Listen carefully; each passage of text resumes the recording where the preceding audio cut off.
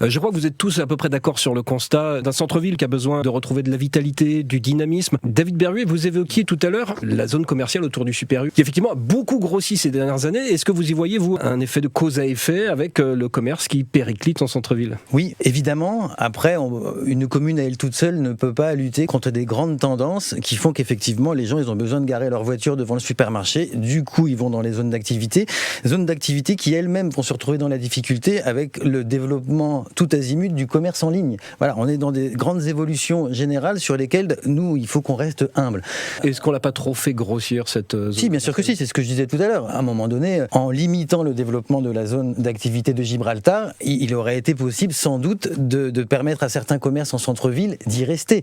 Aujourd'hui, on a beau avoir transformé le centre-ville en espèce de grand parking général, entre 3 et 5 minutes de marche de la place Catalogne et de la place République. Vous savez combien il y a de places de stationnement ? Plus de 500.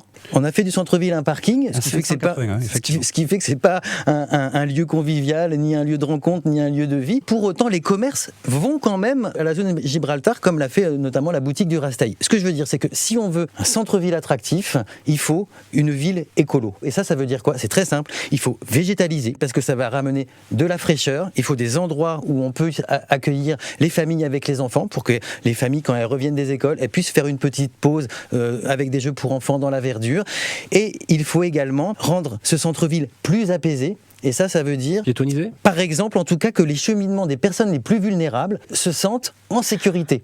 Et ça veut dire, en effet, agrandir les trottoirs, avoir des zones piétonnes lisibles et avoir un espace de rencontre où, effectivement, il n'y a pas que la voiture. La voiture, elle est tolérée, sont prioritaires les personnes les plus vulnérables et les déplacements des piétons, par exemple, en effet.